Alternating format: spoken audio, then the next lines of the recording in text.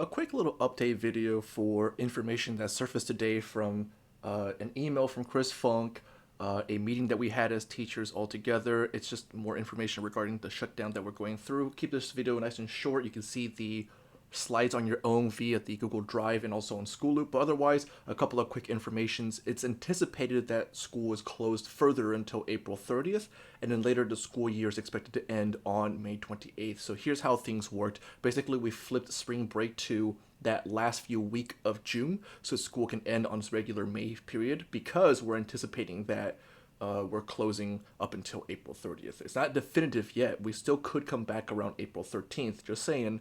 But otherwise, this is the game plan thus far. The hardest thing really is just communicating information with everybody because not everyone's checking like social media or just picking up phone calls, whatever. Just things that the school has tried to reach out to. So hopefully the majority of you will get this information and then spread it to other people that you know and so forth. So a couple key takeaways from the meeting that I got. First and foremost, lunch is still being provided at 12 to 1 at school. So this is the period of time that school will be open. Rest of the time is going to be closed and on lockdown for the most part. We only got like 3 staff members on campus at any time, minus a few people who are going in and out for maybe like working on their classrooms, but otherwise school right now is very limited in personnel.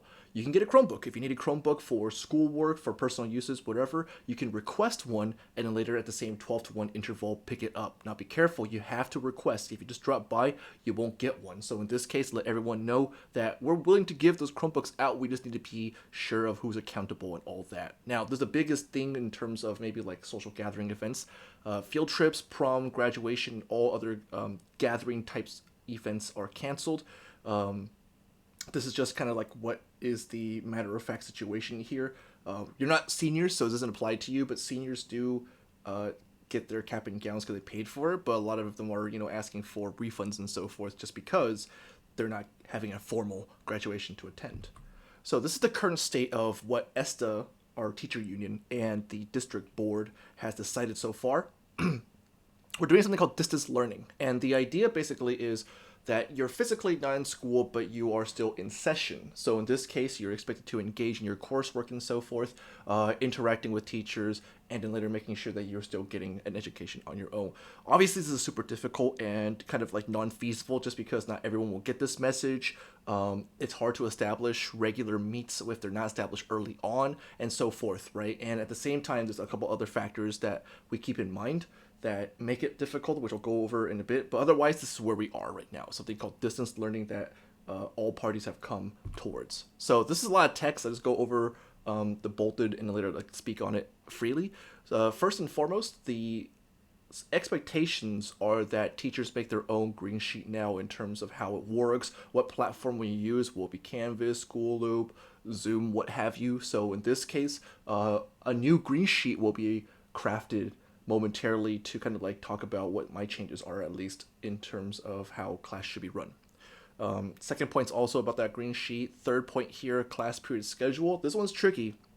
This one is we require students to attend online classes in order to have like lecture or discussions and so forth here. Your EVC classes, I think, are doing this for the most part, so you have familiarities with that. But otherwise, it's going to be kind of awkward again because it wasn't really established in the past, at least for my class, right? So we can assign work and so forth through this means, discuss it, go over it, kind of like what we do for a normal class, but what they want is just kind of like uniform times or expected times. So this is a suggestion they give, but obviously not like a real period or a real situation. In this case, we'll meet Tuesday, Wednesday, and Thursday for the periods. I don't think we should spread it out like that just because we're all AP length. So if possible, we meet just kind of like as a whole on certain days, right? Kind of like a Monday, Friday thing, Monday, Wednesday thing, whatever. So that's kind of my expectations right now. I'll let you know when I actually have like a game plan in terms of the dates of meet. Grading is kind of weird in this time period too, just because grades are now formative and not punitive, meaning that you cannot lose points right now for grades.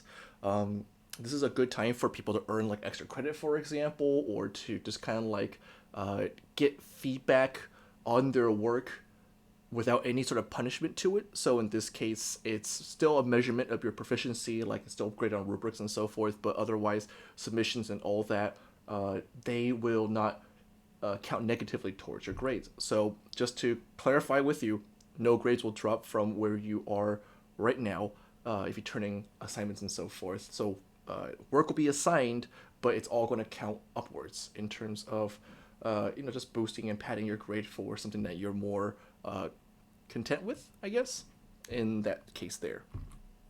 So this is my game plan in terms of the rest of grading period 5 and grading period 6. Number 1, grading sheet. Gonna go work on that and send that to you guys momentarily. Number 2, I haven't gotten the numbers out yet because this last grading period is going to be super tricky compared to the previous ones. Shorter time, and also there's an AP and exam, and also by this time regularly you should have learned everything to be ready for the AP exam. But otherwise, in grading period 6, I'll have 3 categories of work, and they'll look something like classwork, homework, essays, or like major assessment stuff. And in this case, my extra credit will all feed into those items there. So everything again is assigned, but at the same time is for just extra points. For the time being, Monday, Wednesday, and Friday lessons will kind of continue the same. So I'm going over the essays you normally would be writing for the AP Lang exam in terms of like synthesis, argument, rhetorical, and all that. April 3rd is when College Board clarifies the AP exam content. It's then that I plan to hold regular Zoom meetings and so forth. Just because right now it feels like lectures do benefit a lot of people. That's what I've been seeing from the Google Forms.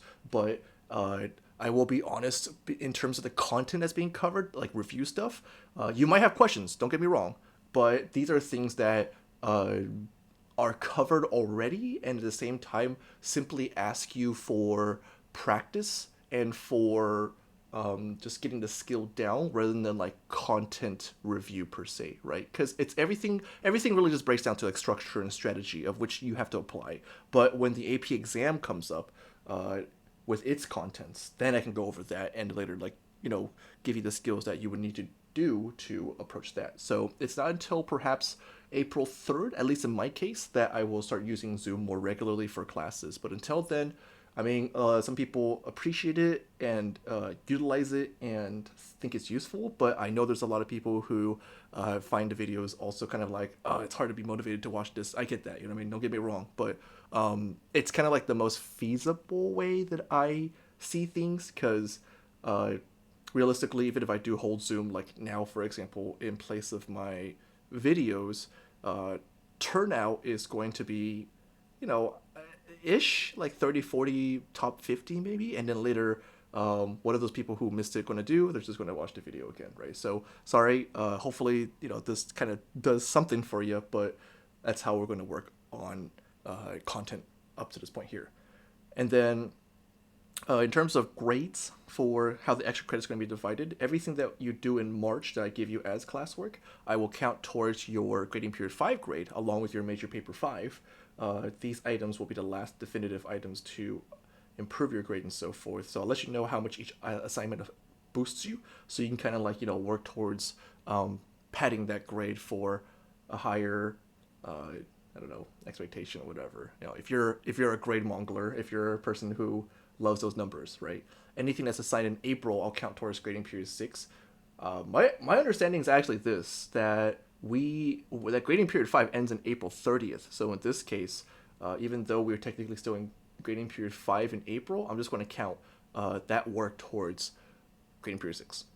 During this time period, I'm going to give you feedback on your work and a grade, meaning that let's say you're writing an essay and you score 1 out of 6, right? You get feedback and so forth on it, but the problem is you're not going to get an 1 out of 6, you're going to get a 6 out of 6 based on submitting. So in short, it's kind of like, hey, do you want to try out your skills and see where you are without penalties? Go for it. This is all one big practice right now, but it's practice that is rewarded in that case there, to take away anxiety.